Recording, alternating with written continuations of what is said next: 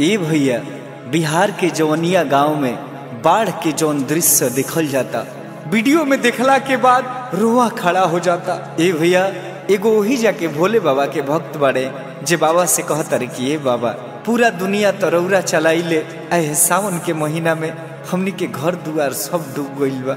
अब बताई कि हमनी के राउर पूजा कैसे करब जा। ए भैया, ई गाना ना ह, एगो भक्त के भाव ह, आई सुनल जा। दही गइले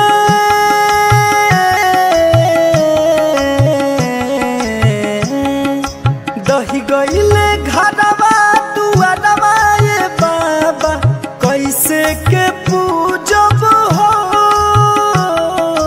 दही गइले घरवा दुआरवा, ये बाबा कैसे के पूजब हो।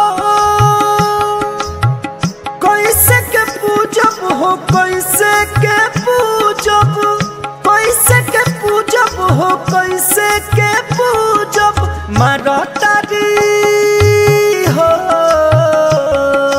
मारो तारी गंगा जी लहरवा, ये बाबा कैसे के पूजब हो।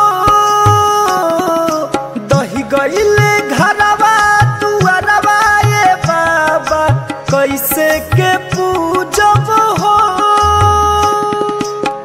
लौके न कतहु भंगिया धतूरा, कट दिल बाड़ी जमीन तो पूरा।